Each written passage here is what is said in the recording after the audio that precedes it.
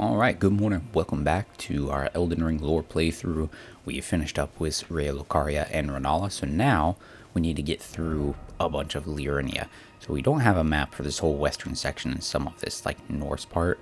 So for right now, we are actually going to start on the east section, the east high road. Now what we'll probably do is jump down. There's some things for us to do along here. I mean, along this entire road, there's stuff for us to do. So we're probably going to go all the way up to about here. And depending on the timing, that's where we might stop. Or maybe we'll do some more, finish up some more things right along there. Let's get to it. First step is to get down. Like, we could obviously start from down here in the water and then try and go up. You can see there's some road that goes there and some ruins we can check out, but I want to start at the end of the road. And actually, if we really wanted to and you did some exploring and you look on the map, you would be able to kind of hug the cliff right there and like kind of pop out right along here. But we're still going to be up too high, so we got to get down.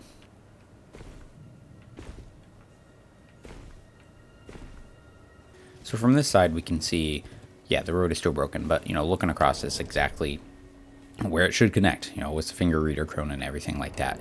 And there's a cart. So it looks like, which direction was it going? Because I would have thought it was going that way. And there's one troll, bunch of dead soldiers that we didn't take out. So we can get rid of him and see what's in the cart.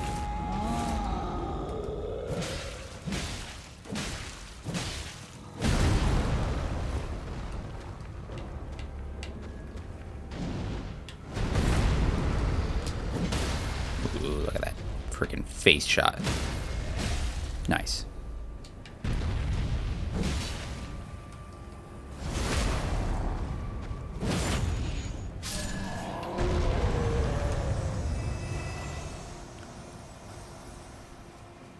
Okay, yeah, so it looks like the cart was going that direction, and I guess the bridge broke and lost one of the trolls and one got away.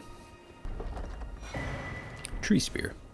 So yeah, the tree spear is a great spear. It's pretty much the same as the tree sentinel halberd, just a golden spear-like tree designs wielded by knights employed by palace guards in the royal capital of Lanedale. Deals holy damage. So pushing along the road, there were some soldiers in the path along with marionette soldiers, and we can see this path leads us along to where we get kind of like a yeah, that fork. You know, there's going to be the left path that takes us to ruins, right that goes up kind of high, center, and the center path would eventually take us into Rhea Lucaria, where that's what it's supposed to. And there's also a tower up on the ridge. There's also a nice sword memorial that we'll be able to read here. It's a pretty good little juncture. Let's see what it says.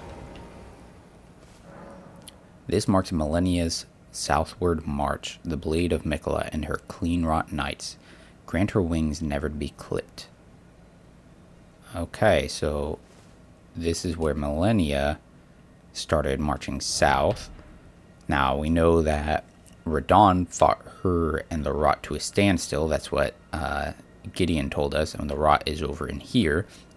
We also know that she got down here, and since we know Blade of Miquella, because there's a sword memorial out in here somewhere, I don't remember where, but it said that Godric lost to the Blade of Miquella and then begged for mercy, groveled, right? And Sir Kenneth's height confirms the same as well.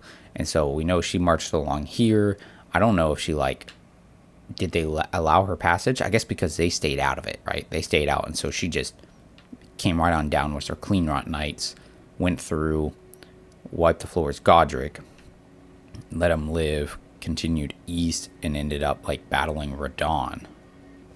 Oh, there's a ghost up ahead. Oh, we can see a bunch of soldiers there too. Look at that. There's some other things as well. Like, look, there's like, that's not what I wanted. There are, you can see there's some more of those big fire contraptions like we saw at the cape front.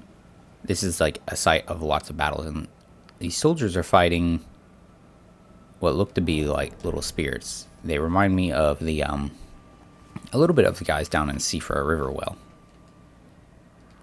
Ah, the puppets. The puppets besiege us. Okay, so the puppets are besieging them. Okay. So we get up ahead. There's lots of soldiers. Okay. Oh, it's like somebody's summoning them. Like they just got like conjured in, right? Or I guess they could be spirits. One dude said they're puppets. But look how they're all just like noble dudes. Like they are not like high quality soldiers. So why are these...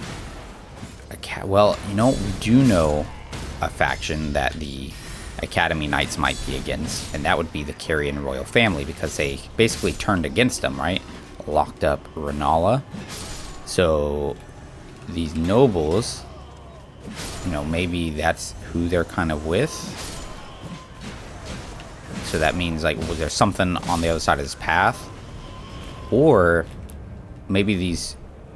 Well, because I was going to say, because this path is supposed to go... Oh, but look at that dude. I mean, it's a troll. But he's really interesting, right? I mean, one, I would say he's a spirit just because of the sound effects that go in. But he's got this, like, fancy cape. He's got a helmet and stuff. And if we actually... And he casts a spell. So, I'll look at his... In his abdomen, you can kind of see what's going on there. A little bit better than we've had before. Oops. But anyways, right? He's, like, fancy. He doesn't have full armor on. Like, he's still nasty looking. But he has a helmet on. He came out immediately with a sword. He's casting spells. And that helmet, if we remember, is exactly... like the Carrion Knight armor that we got. And with that cape and the fact that he's doing a like Carrion sword spell, we can figure that this dude works for the Carrion royal family. So I think that definitely sets those spirits, these like blue spirits on the like Carrion family side. And then they're obviously against these Raya Lucaria soldiers who are with the Academy and the sorcerers. Something else about that, right, is a lot of, you know, up to this point, anytime we fought trolls, they've just been, to me, it's just like brutes, right? Just big animals essentially set to guard things, pull carts. You know, a lot of them do have swords, but they don't use them right away. It's not until, it's not until you get to, you know, them really low that they start trying to pull out that sword. This dude had it out right away. He's got a helmet on. He's like a knight. He's doing spells. Like, he's intelligent. Like, they are actually an intelligent race, not just beasts. This is a whole full camp for Raya Lucaria, guys. What's interesting, though, is, you know, I was just thinking that these spirits are to defend the Carrion family, but then there's a sorcerer dude up there, whereas I might have thought it would be somebody else, right? Unless he's not doing it. Maybe he's just pinned down there. Or maybe this dude is a supporter of the Carrion royal family, because there could be, you know, divisions within it. Carrion Glintblade Staff. Oh, that did not stagger him at all. Doesn't matter. And they're still moving, so they didn't go away with them, so alright.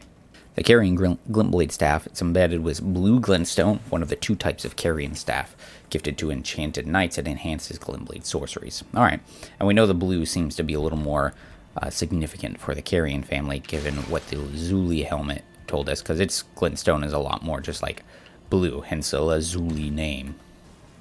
Alright, so we got some runes here, and we actually, look, there's a way gate, and I'm kind of curious where that would take us. It looks like it's looking towards maybe that way, I guess. I don't know. Purified Ruins. Okay, so something was wrong with them. We're not going to use it quite yet. We want to clear this up, and then we'll come back and check it out. So I wonder what got purified from here, because they look like rubble. I mean, I guess a purification could have had before this place became all decrepit like this, but I don't know. I almost feel like this is what made it purified, like there was something else going on. Alright, there's a spirit and a bunch of dudes over there. We'll finish getting this stretch and then go over there to that side. Oh, look. It's Irina. Not Irina. Hayeta. That's the one. Hello?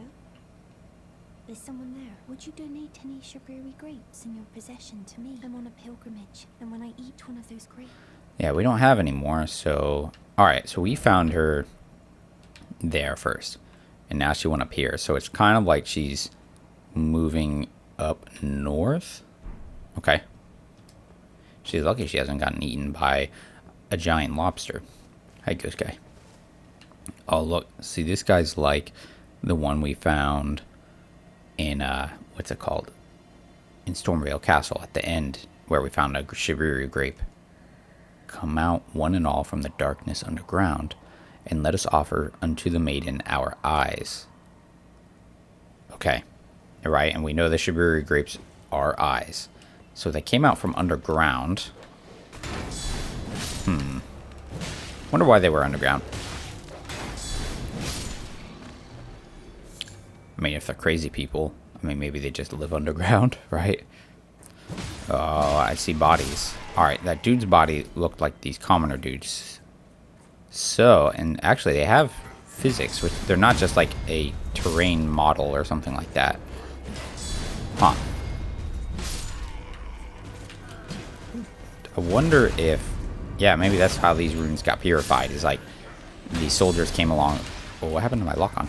That's crazy. Maybe these soldiers came along and wiped them out? Huh. Let's clear this up. Shibiru grape. There we go. And what else do we get? Two Fingers Heirloom. So that's a talisman, which is going to tell us... Talisman engraved with the legend of the two fingers. Raises faith. Fingers cannot speak, yet these were eloquent. Persistently did they wriggle, spelling out mysteries in the air. Thus did we gain the words of our faith. I mean, I can see how it's the two fingers, but look how it's like almost like he has legs in this picture. It's pretty weird. Alright, we will give Hyeta the grape, and then we'll take that little transporter thing, see where it takes us. Here you go. You're not like the others who give me grapes, are you? They rest their trembling hands upon me. Howling wordlessly, they gently stroke my eyes. Their frail fingers, emaciated. Yet still, they give me the grapes. But you seem somehow firmer. I want to look at the brooch that she's got there. Oh, interesting design. Anything else? You are may the blessing of the fingers. Okay. May the blessing of the fingers. Yeah, because she wants to be a finger maiden. So I guess they, right, because they're giving these eyes. Obviously, there's some significance between the eyes and her being blind, because she's blind. Which there is an item. I don't know why I'm opening all these tabs. I don't know what I talked about before. It's a shield of the guilty. As a shield made to venerate a maiden whose eyes were crushed by briars of sin before being reborn in these lands. Venerating the repose of the soul, it will boost focus. The briars can be used to attack foes. So, well, the briars of sin is capitalized, got to be important. And then a maiden whose eyes were crushed before being reborn in these lands. So, I mean, she's blind. We've also met Irina, whose eyes were blind, right? Or been weak since birth. So, like, were they reborn here? And they're blind because of something that happened before? Like, before they were reborn? And what was their sin? Like, why did that happen? Let's do it. It took us right to the... Okay. So, everything... It's like, no matter where you went... Like, we went along this way, right? It gave us a teleporter, pushed us right to the academy. If we had gone down here and, like, explored right along here, would have found us a teleporter, pushed us right to the academy. So, I mean, it really is trying to push us right to the academy right out the gate, huh? I'm also curious about those teleporters, right? Because they had all these roads and stuff before. So, I can't imagine that they just had these things, like, chilling for people to use. Like, I imagine they were put in these places after the fact. But that's me just trying to make a, like, in-game reason for what is really just a kind of game mechanic thing. Here's another one of our guide and gatekeepers to the roots. And this is the first time we've seen anybody like this. Short little guys throwing smoke bombs. They got nasty sawed-looking weapons. It's doing blood loss. He's got a big sickle thing on a stick. This is following along a little side path here to get to that dungeon or catacombs that the root thing was trying to guide us to. But who are these guys and why are they here? Look how small they are too. I mean, our person is generally outsized by a lot of enemies too, but like these guys are even smaller than us. I would love for them to drop a piece of gear. That'd be really cool.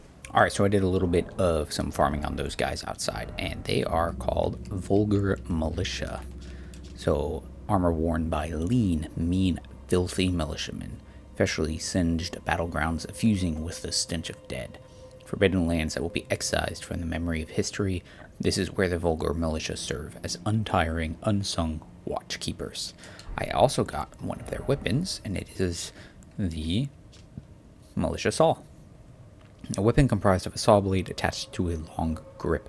Brandished by the Vulgar Militia, its serrated edge is very effective at inflicting blood loss. The saw is said to also be used to cut up bodies to feed the militia, but there are no first-hand witnesses to confirm the dire rumor.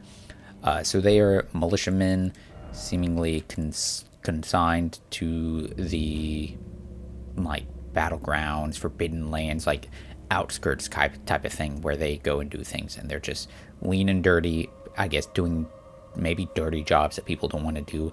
Maybe they're cannibals, maybe not, you know, hard to say. There is their helmet as well. It wasn't dropping for me, but if you do get that and you read it, it's, you know, if you look at them, they've got these like kind of long looking heads. It's a helmet, and it says it's elongated to give them an appearance of being taller, you know, so interesting. I like their set as well. It's one of my favorite sets as well. And here it is, the Cliffbottom Catacombs, and look at that blue flame, just like usual. Now this flame is very different. Like if we think, I mean, maybe my memory's a little off too, but like look how blue that flame is, whereas some of the flames are a lot more whitish in the catacombs, and especially like when we went down in the Seafer River well and we were by that aqueducty section. Meh. I don't know that I'll really show too much in here. You know, obviously, if there's something interesting, I'll show you. But for the most part, I feel like this is kind of just another set of catacombs with some other type of reward for us to get.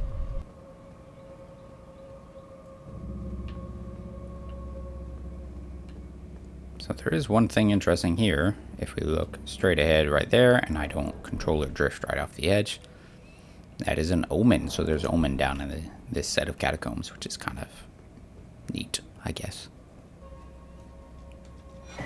Nox Mirror Helm. Alright, so behind the stone sword, key locked door. That's what we find. So it's a helm fashioned from a crystal looking glass. One among the Eternal City's ritual implements. Easily broken and weak against striking attacks. I mean, glass, that makes sense. It's worn by those committed to high treason. It wards off intervention of the greater will and its vassal fingers. So, alright, learned a couple things. Eternal is something from the Eternal City, and it's called a Nox Mirror Helm. So we can match up Nox with the Eternal City. Now, it's worn by those committed to high treason, warding off intervention from the greater will and the fingers. So, was the Eternal City committed to high treason? I mean, it says it's one of their ritual implements, which means that it's something they would have like used. I don't want to know that I would say regularly, but you know, something that was used. Now, was it used by them for high treason, or did somebody else get it from them and then used it to commit high treason? Got an interesting thing over the eyes. I don't know if that's like fancy eyebrows or what.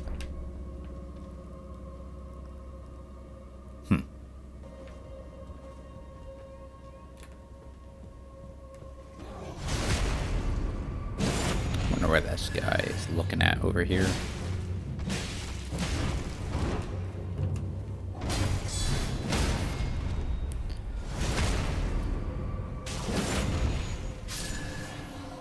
Alright.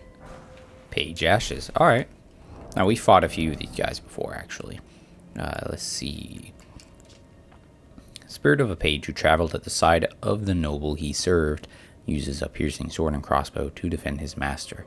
One becomes a page merely by accident of being born into obscurity. Nothing is asked of ability, talent, or volition. So they're literally just picked up and said, congratulations, you're now a page, right? Now, we fought one outside of that chamber where we got the Azure staff. He was he was a little different though. He had a high page hood, but we fought some other ones. We fought some down in a little dungeon thing that I didn't bother recording because there wasn't much to see there, but we do find a couple of them there, and I got a hood from them, worn by pages who serve the nobility and are mindful to keep them out of harm's way. The unassuming sack-like appearance befits their unseen and unknown nature, hence being just born into obscurity. But then there's that other one, and his crossbow is different. These other ones, they shoot a single bolt. That one outside the other place, he's dressed nicer, and he shoots a triple barrage of bolts. So the hood of page selected for special privileges by the noble is served. So again, unassuming sack-like appearance.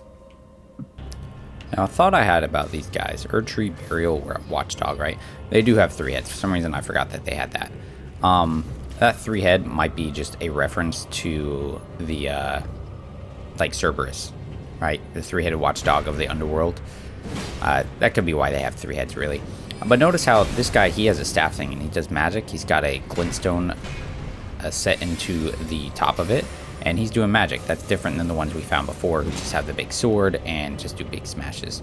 So there's probably some tie-ins there between them and, I don't know about Ray Lucaria, maybe the Eternal City, since this place seems to be pretty old, right?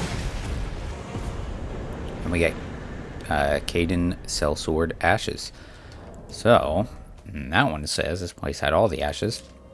Spirit of a mercenary belonging to horse-riding folk skillfully uses a massive blade for dismounting other riders and enhances his already considerable strengths with war cries. The sellswords of Caden made their prowess known on countless battlefields. Now, we've mostly seen them just like in Limgrave, where they seem to be following, I don't know about following, but serving Godric.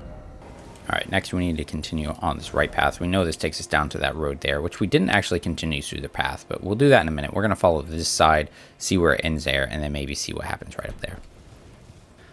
We start moving through. There's a bunch of graveyards, like, you know, tombstones and stuff, and there's a crab.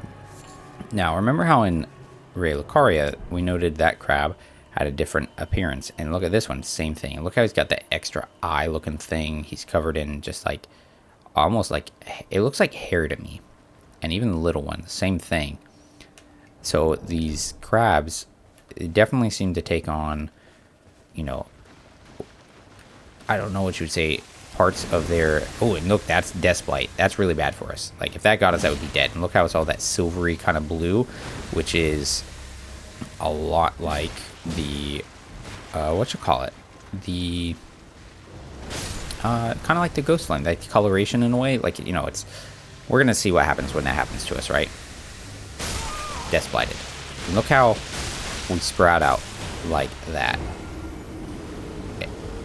Yeah, pretty gnarly. And we've seen that before, you know, with down in Stormvale and with Rajier, because he has those root things coming off his legs. So he's like, at least in some way, partially death blighted, or, you know, sick with death blight. But the crab really shows us that, like, a lot of these various things living in the lands between really take on these different, like, aspects of their environment, right? Like, I mean, he's got this whole death thing going on, and he's like eating, I guess, bodies. Maybe there is a source of death blight somewhere in here, and that's why it looks like this. It's being very aggressive. Normally I don't have as much trouble as crabs. And look at all the eye things growing on them, which, I mean, that makes sense when you look at these things right here, right? And you go looking at these big mounds, they've got weird gross tentacle things, bunches of hairs and like skin. There's bodies coming off of it, and yeah, there's little eyes right there. It's hard to see with that skeleton hand covering it. But something is interesting about this one is, you know, a lot of the ones, there's an eye, there's a good one. A lot of them, they, you know, they're just bunches of this like root plant thing that's growing. down in the catacombs. Not really skeletons bunched up on it like this section. Now, are there a bunch of skeletons bunched on it because it's coming up through a grave? Or is it like what you see underground in those Erdtree burial sections? Because you see these big, like, knobs of, like, just fleshy masses and bodies, like, converged up into it. Is this kind of the same thing? Is it pushing up towards the surface like it's those sections that have been corrupted by Deathroot? And look at what we find. See what we find in Deathroot. What do we find? A mariner. We'll call on our bird. Why not? The beast eye quivers. Ah, see, that's the first time we've had that happen. So yeah, it does let us know when there's Deathroot nearby. Look at that dude. He's not even in water anymore.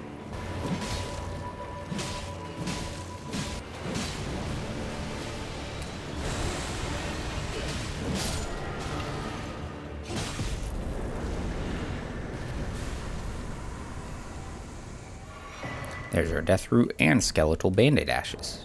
This is the spirit of a bandit who lives in death, and will continue to rise again until properly finished off. After the night of the plot, Deathroot appeared in the lands between, and those who lived in death soon followed. So there was the plot, and we know that plot, thanks to Rogier, was to steal a fragment of the Rune of Death.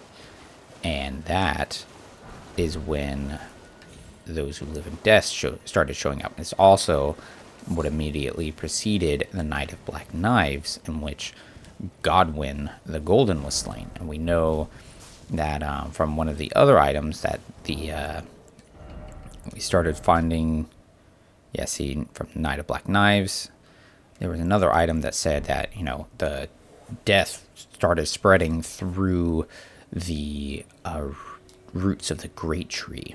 This is a different knight. He's not the same as our Godric knights we've seen. The helmet is a lot like the, kind of like the, can't think of the word, Tree Sentinel. He's golden looking.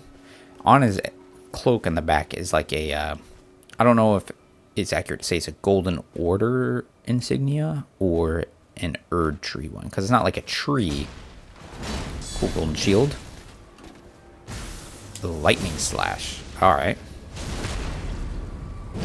So he's got golden armor, but he's not using holy, he's using lightning.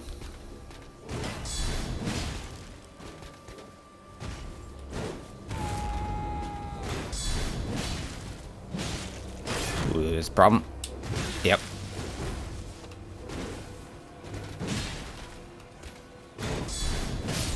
Drops an item. Dragon Cult Prayer Book. Now, it's not Dragon Communing Prayer Book, Dragon Cult. And he's not using fire, he was using lightning. Prayer Book of the Capital's Ancient Dragon Cult. A text of the knight's faith that arose after the War of the Ancient Dragons. Can be given to a learned cleric to get us lightning spear, honed bolt, electrify armament. So there was an ancient war with the dragons, and it had something to do with the capital. Alright, now that dude we can then assume, and I'll try and get some of his armor, is from the capital, like a capital knight. Another painting. We'll find that spot in a different time. I do wonder why that knight is here, right? Like, why here? It's not like he's around with a bunch of other soldiers or anything. Like, he's just chilling here. Like, what is he defending? This painting shack? Is there something significant about that? Maybe there's something significant about the item that we get if we complete this painting thing. Or maybe he just got separated. Oh, finally. Lanedale Knight helmet. I've been doing this for like, feels like 20 minutes now. Alright, what does it say? Way down here. Helm worn by knights sworn to defend the royal capital of Lanedale. The golden canopy represents the honor of standing among the tree's defenders. Cool. Yep, that's pretty par for the course. Here's our Godric Knight helmet. Dorner's plume. Yeah, there's not really much for the Godric one, which is really interesting. Just a plume of withered ashen hair, loyal to Godric. Though I do wonder, right? I mean, these guys, maybe there's some distinction between the like knights and soldiers who are sworn to defend the royal capital of Lanedale versus, say, you know, these soldiers who were like, let's see, knights loyal to Godric. Like this one says, you know, a surcoat depicting, you know, distant Erdtree and the Beast Regent, an emblem of the golden lineage. So like maybe there was a distinction between those who served and protected the capital versus those who served the golden lineage. So like one was specifically following like, you know, that line of demigods and whatnot, you know, the Elden Lord, Godfrey.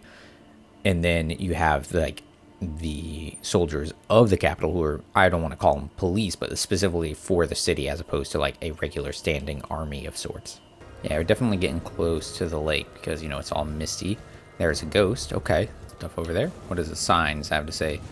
Scarab ahead. Okay. But be wary of explosion. Oh, look at him. He does. He has like little sparks coming off of him. So wonder what his labor was.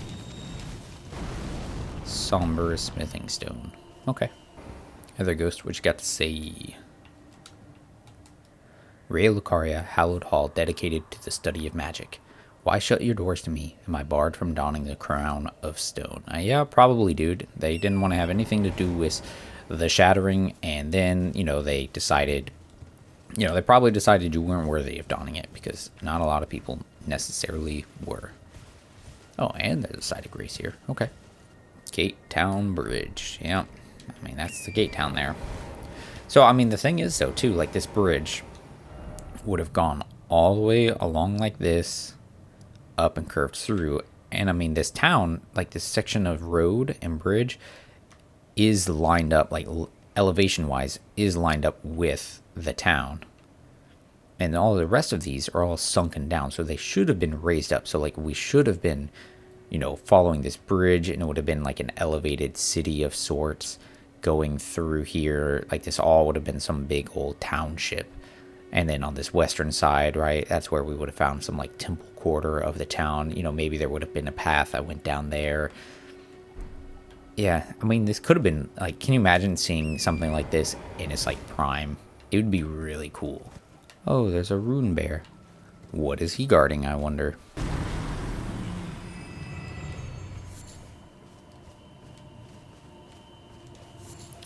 A sliver of meat. Wow, cool. Thanks. Oh, shoot, look at that. It's Hyetta. She's right here. Okay. Hello? Would you donate any Shaburi grapes in your possession to me? I'm on a pilgrimage, and when I eat one of those... Okay, so we found her next location. Alright, good deal. So she really is. She is continuing along here. So, I mean, if we complete this section, you know, maybe she'll end up, like, up here or something. Or, you know, further along, maybe. Who knows? You know, she's really hugging the water, but she's consistently going north. So, is there a Shaburi grape nearby, or do we have to wander off somewhere else to find one? Well, with that, we're going to call it good. I ended up running around that area by the bridge a little bit more, just to kind of see if there was anything else super interesting, and there really wasn't. So, yeah, definitely a good time for us to stop since we made it all the way up here. Find Hyetta a few times, and yeah, I got a couple little interesting tidbits. Next one, we might go ahead and do some stuff right up here, because there's a couple things we can do there, and then maybe we'll do some lake exploration. But thanks for joining me, guys. I hope you guys enjoyed it, and I mean, like always, take care.